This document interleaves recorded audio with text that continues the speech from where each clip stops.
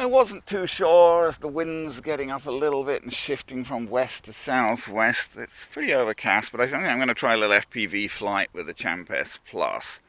I said that's what I'd do with him next after the last time I tested him out. Had a little crash and got repaired. Everything seemed to be working well after that. So, you know, the next thing to do is test him FPV again, I guess. So, okay, so now these are the goggles. Now that's in DVR mode.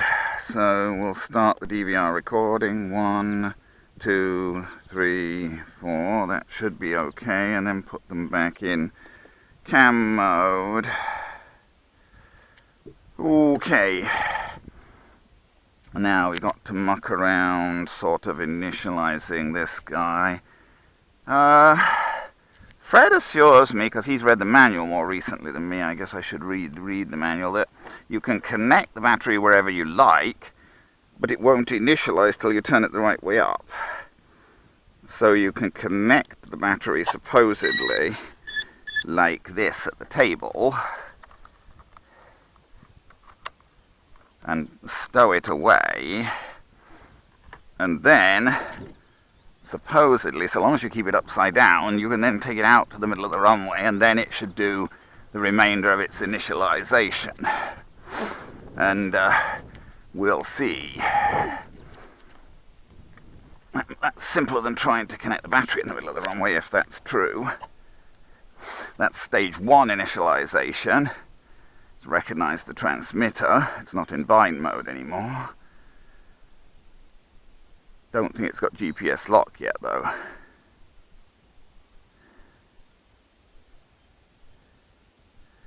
So we're waiting for GPS lock on this plane, because when he's in GPS mode he won't acknowledge control till he gets GPS lock. No, we don't have it. We've not got control. Oh, there we go. That was GPS lock. There you go. So we got GPS lock on that guy now. We'll see. Wipe the chair off here. And we'll go and sort of switch spectacles and things here and try and get ready to see if we can just fly him around a little bit in FPV and see how he behaves if we can.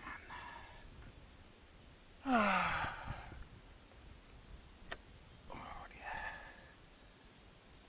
And these things have a good, these goggles have a good harness, really. I mean, it's like a 3-point harness, a couple of elasticated straps around the side and one over the top, and the battery's on the back, which sort of balances them out. So it's not bad, but it's still a bit tricky to put on. On occasions I've pulled the battery wire out as I try to put it on. Oh dear. Okay. Try and get comfortable here. It's awkward. The glasses, I mean, you know, they're not the most comfortable thing, really. But anyway, what can you do? Whoa. Takeoff failure. Takeoff failure there. I don't know. I didn't pull up sharply enough, I guess. Oh dear. I don't know. It's tricky in the grass. And, you know, running with little wheels on the wet grass, I said maybe I should have left the runner down. I don't know. Let's see if I can do it. Get comfortable again. Yes, there we go. We're up. You gotta pull up. You know, you gotta give him power to get over the grass, and then you gotta pull up reasonably sharply. Whoa, what the heck? Oh, that's electric fence, I guess. That was definitely electric fence. That was electric fence. I've got electric fence on. And honestly, it took me by surprise there. I didn't think I was far enough away to invoke electric fence, but I guess I was.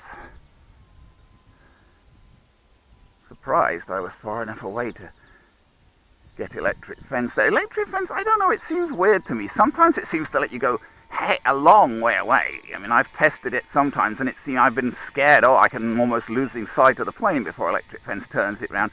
Time remaining 9. Other times it just seems to turn you round really quickly. And if Fred's interpretation of the manual is to be believed, whoa, we're certainly flying very crab-wise here. There's got to be some fairly severe wind. There's quite a bit of wind blowing us around because we ain't flying in the direction we're pointing. We're getting blown around quite a bit up there. We are getting blown around a bit. It's not a very big plane. It's got a reasonable amount of power, but it's not a big plane. And it's definitely not flying. I mean, not now, but then it was definitely not flying in the direction I was pointing it. I was pointing it one direction and it was going another. Yes, even now. The wind's shifting a bit. It was due west a little bit earlier, I thought, pretty much. I flew the Stinson and I thought the wind was more or less due west then, but now it seems to be shifting.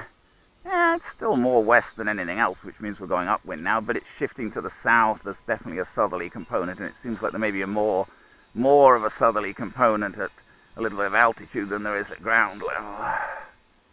Not that we're very far up, but still. It definitely, see, I'm pointing south, but flying more or less due east, so, yes. I'm pointing southeast, but flying due east. Oh, blithering heck. That's electric fence again! Good Lord. For some reason, I don't know. The electric fence seems to be interpreting itself very limitedly today. It's weird. Other times it lets you fly. I'm sure, I fly at the same field. Whoa! FPV feed breaking up there because I'm off to my right. Some days it seems this is one of those days when it barely seems to want to let you fly anywhere not directly over the field. Some days it will let you fly. There are days I've flown way the heck out over that whatever you want to call it, that field with the hog feed and stuff planted in it this year. South, I've flown way out over there before electric fence has turned me around when I was testing electric fence. But today, it just seems to be turning me around as soon as I go anywhere a few yards from the runway. Turn my head, it's working. I'm trying to turn my head towards the plane to try and keep the feed going because the feed is breaking up there. One thing, at least with the sun not being out, you don't get the effect with the sun darkening the camera right now. But blimey, we're really getting blown around there. I think, it seems particularly at that end. Oh, blithering heck, and that's electric fence again. I mean, that's just... That's a very restrictive electric fence. I mean, you can see it only lets me go a yard or two beyond the end of the runway and it turns me right round again. Oh, blimey. And going that way, I seem to keep losing my FPV feed.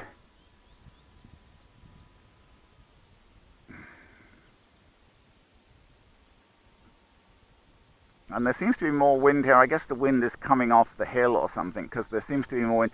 See, it seems like if I can't fly to the other side of the road there.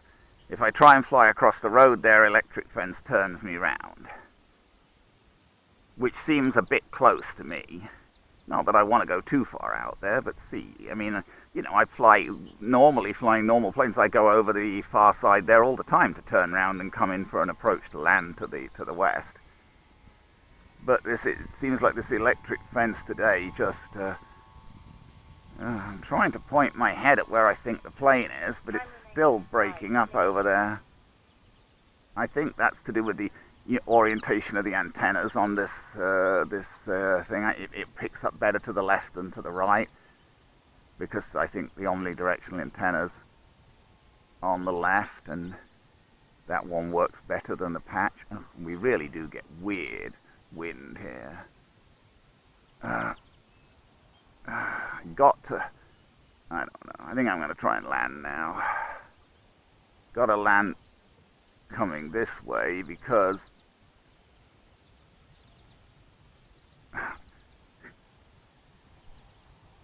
oh, there we go. I find I tend to end up turning my head up as if that will somehow make the plane turn up. Trying to read the display on the things. I can't really very easily read the display on the bottom of the... we got reasonable signal strength, but then it's right in front of me. Now I can't... There's a voltage display, but I can't read it. Not really. I can't focus my eyes closely enough. Okay, so there we go. Let me see if I can readjust my headwear a minute here, and we'll tidy up. Whoa. Whew.